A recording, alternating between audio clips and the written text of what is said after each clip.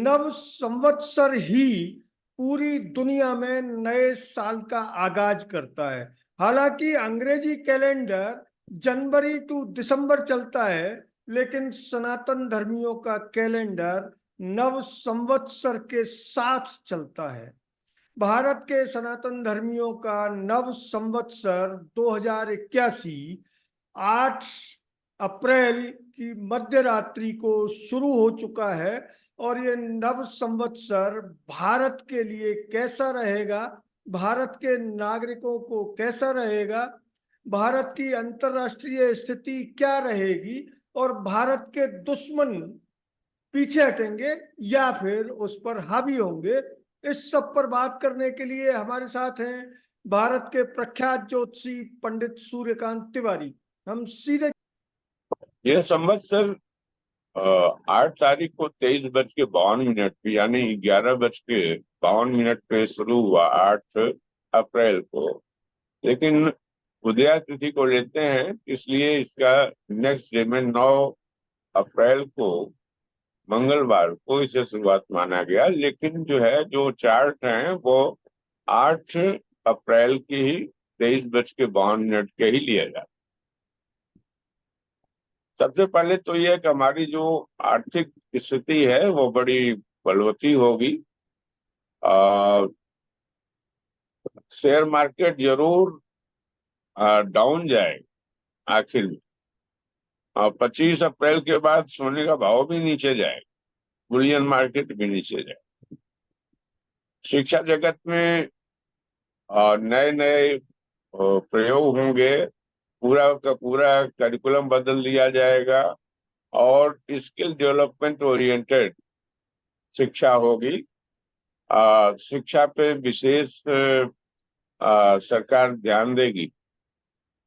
जनता जनार्दन के लिए कि क्योंकि सचेश रसेश वगैरह जो 10 मंत्रिमंडल में जो 10 लोग हैं उसमें 7 वो मैलेफिक यानी अशुभ ग्रहों द्वारा शासित हैं, 3 शुभ ग्रहों द्वारा शासित हैं। तो ये मिश्रित फलदायी होगा। जनता की जो अब तक उपेक्षित बातें रही उन पर ज्यादा गौर किया जाएगा, क्योंकि कुंडली में केतु को छोड़ करके बाकी सभी ग्रह 8 ग्रह वो अदृश्य उत्तरार्ध में है। तो आम जनता के लिए तो संवत्सर अच्छा है। डिफेंस के बारे में जहां तक है, उसमें पाकिस्तान और चाइना ये परेशान हमें जरूर करेंगे, लेकिन ग्रहों की स्थिति इस प्रकार है कि वो बुमरैंग कर जाएगा और उल्टा उनको पीछे हटना पड़े। ट्रेड हमारा बढ़ेगा। हालांकि अमेरिका, ब्रिटेन, जर्मनी, चाइना ऐसे ऐसे मुल्क हमारी अर्थव्यवस्था में भी दखल देंगे और हमारी राजनीतिक चुनाव जो हो रहे हैं लोकसभा में उसमें भी उनका दखलंदाजी होगा, भारत के बढ़ते प्रभाव को कम करने के लिए। जी, जैसा कि आपने बताया, सबसे ज्यादा लोगों का जो क्यूरियोसिटी रहती है, जो जानना चाहते हैं, वो आर्थिक स्थिति की ओर रहता है। आपने बताया कि शेयर मार्केट इस वर्ष के अंत तक धड़ाम हो सकता है और सोने के दाम जो अभी आसमान छू रहे हैं वो 25 अप्रैल के बाद गिर सकते हैं। तो इसको थोड़ा डिटेल से बताएं कि 25 अप्रैल के बाद सोने के दाम कहाँ तक गिर सकते हैं। तो अभी जो लोग धड़ाधड़ सोना खरीद रहे हैं, चांदी खरीद रहे हैं, उनको क्या करना चाहिए? जो लोग स्टॉक रखना चाहते हैं उनको तो रुक जाना चाहिए। जो लोग शादी विवाह के लिए इन्वेस्ट कर रहे हैं उनको भी रुक जाना चाहिए। 25 अप्रैल को बृहस्पति भारत के चार्ट में राहु से टकराएगा और उस समय क्योंकि सूर्य और बृहस्पति ये सोने और बुलियन के कारक हैं, उस समय हमारे बुलियन मार्केट डाउन में जाएगा। तब तक उन्हें इंतजार करना। कितना नीचे आ सकता है सोना और बुलियन मार्केट? अभी शायद 72-75 के आसपास पहुंच चुका है सोना। कुछ लोगों ने भविष्यवाणी की है कि 1 लाख तक को ये छू सकता है, लेकिन आप जैसा भविष्यवाणी कर रहे हैं कि ये 25 अप्रैल के बाद नीचे आएगा, तो ये कहां तक नीचे आ सकता है?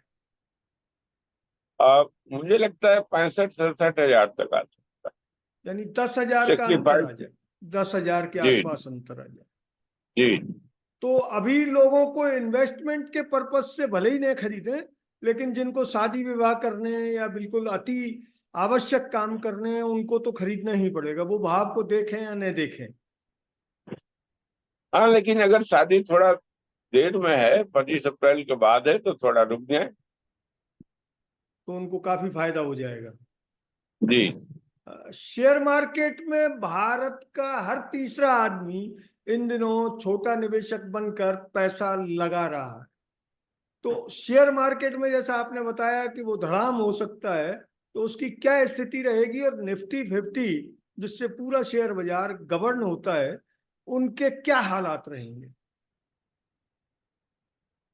मुझे लगता है कि चुनाव के बाद शेयर मार्केट नीचे जाए,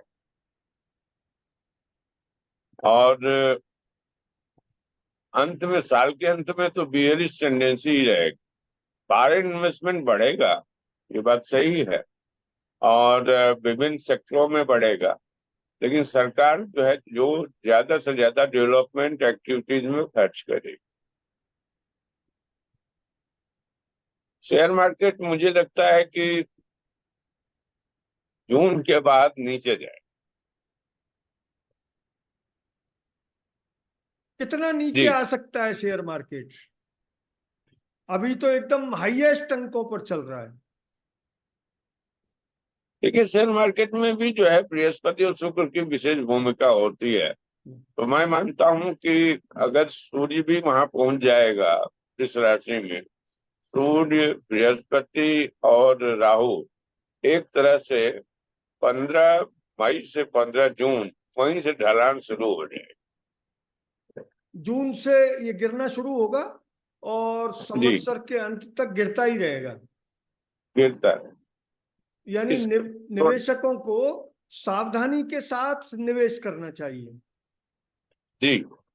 तो भारत में इस नव संवत्सर में किसी भी पार्टी की सरकार बने, रोजगार के अवसरों का क्या हाल रहेगा? और क्या युवाओं को पर्याप्त संख्या में रोजगार मिल पाएगा? नव संवत्सर के चार्ट के अनुसार, हाँ, इस संवत्सर में रोजगार के अवसर बढ़ेंगे, खास करके प्राइवेट सेक्टर, और गवर्नमेंट सेक्टर में भी जितनी सीटें अभी रोकी गई हैं, वो भी धीरे धीरे आगे बढ़ाएंगे। क्योंकि इस चुनाव के बाद जितने स्टेट लेवल के चुनाव होंगे, उसमें कांग्रेस काफी दमखम से आगे है, और भाजपा को या एनडीए को युवा वर्ग और बेरोजगार, इनकी सुध लेनी ही पड़ेगी। जी। अगर भारतीय नागरिकों को अपनी आर्थिक स्थिति, अपने बच्चों की एजुकेशन, बच्चों का भविष्य और उनकी नौकरी इत्यादि के साथ स्थायी आवास, इस सब की क्या स्थिति रहेगी? और इसको कंट्रोल, अगर किसी की स्थिति खराब होती है तो उसको कंट्रोल करने के लिए उसको क्या उपाय करने चाहिए? सबसे पहले तो शिक्षा के बारे में कहूंगा कि जो नव संवत्सर है, उसमें जो गरीब वर्ग है, जो प्राइवेट स्कूलों में लंबी लंबी फीसों से परेशान है, बच्चों को पढ़ा नहीं पा रहा है, सरकार जो है अपने स्तर से उनको मुख्य धारा में, जहाँ प्राइवेट सेक्टर है, वहां मुख्य धारा में लाने का काम करेगी, जो नव संवत्सर बताएगा। इस पर काफी धन खर्च हो। दूसरी बात यह है कि महंगाई हालांकि वर्ल्ड वाइड फिनोमेना है, महंगाई पे भी नियंत्रण होगा, जॉब भी बढ़ेंगे, आर्थिक स्थिति सुधरेगी, वर्ल्ड लेवल पे भी बढ़ेगी।